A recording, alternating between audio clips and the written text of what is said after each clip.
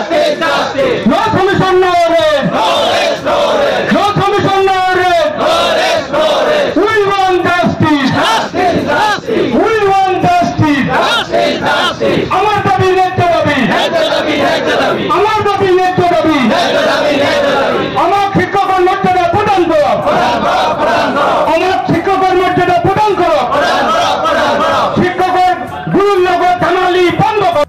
লগত আলোচনা কৰোঁতে বিভিন্ন ধৰণৰ আপোনাৰ এই অমুকক 5,000 টকা বহুৱাব পাৰে, তমুকক 4,000 টকা বহুৱাব পাৰে, মানে অংগনবাদী এই গাঁও বুঢ়া ইত্যাদি এইবিলাকক বহোৱা কথাখিনি গোটেইখিনি ওলাই গ'ল আৰু। কিন্তু আমাক কিয় বহাব নোৱাৰে?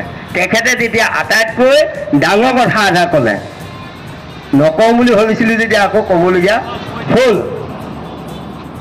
এতিয়া ক'লে সেইবিলাক হৈছে ষ্টেচুটৰী পোষ্ট। আপোনালোক ষ্টেচুটৰী পোষ্ট নহয়, অৰ্থাৎ আমি বিধিসন্মত পোষ্টৰ মানুহ নহয়, পদৰ মানুহ নহয়, তেওঁলোক কিন্তু বিধিসন্মত পোষ্টৰ মানুহ। এনেকুৱা কথা ক'লে।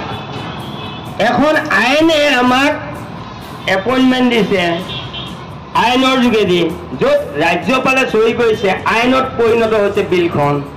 তাৰপাছত আমাক কয় ষ্টেচুটৰী নহয়। পিছদিনাখন গতিকে মই ৰাজ্যপালৰ কাৰ্যালয়লৈ ফোন কৰিলোঁ। ৰাজ্যপালৰ মানে প্ৰিন্সিপাল ছেক্ৰেটাৰী ভৌমিক বুলি কয়, IAS অফিচাৰ ভৌমিক মানে ডাঙৰীয়ালৈ মই ফোন কৰিলোঁ যে প্ৰথমতে চিনি পোৱা নাছিলে বাৰু। তাৰপিছত মই বোলো অমুক আপুনি তেতিয়া অসমীয়াত পাতিছোঁ, তাৰ আগত ইংলিছতে পাতি আছিলোঁ। এইসকল প্ৰতিবাদ সাব্যস্ত কৰা শিক্ষক কৰ্মচাৰীসকল হৈছে 2021 বৰ্ষত প্ৰাদেশিকৃত টিউটৰ শিক্ষক কৰ্মচাৰী।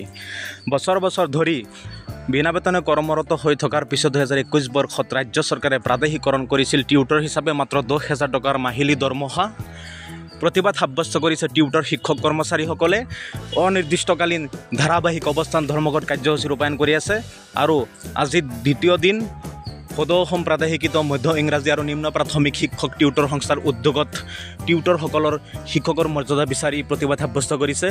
প্ৰাদেশিকৃত টিউটৰসকলৰ টেট অবিহনে শিক্ষক পদলৈ উন্নীতকৰণ কৰক, সীমিত মজুৰি সলনি নিয়মীয়া পে স্কেলৰ গাঁথনিত দৰমহা প্ৰদান কৰক, মুখ্যমন্ত্ৰী তদানীন্তন শিক্ষামন্ত্ৰী মহোদয়ে কৰা ঘোষণা অনুযায়ী অৱসৰপ্ৰাপ্ত বা প্ৰয়াত টিউটৰ শিক্ষক কৰ্মচাৰীসকলৰ পৰিয়ালবৰ্গক 10 লাখ টকাৰ গ্ৰেচুইটি প্ৰদান কৰক।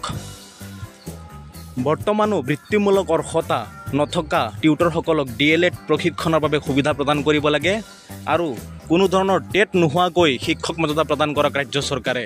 10 নৱেম্বৰৰ পৰা গুৱাহাটীৰ চচলত প্ৰতিবাদ সাব্যস্ত কৰি আছে টিউটৰ শিক্ষক কৰ্মচাৰীসকলে আৰু আজি দ্বিতীয় দিন, আজিও উত্তাল হৈ পৰিছে গুৱাহাটীৰ চচল।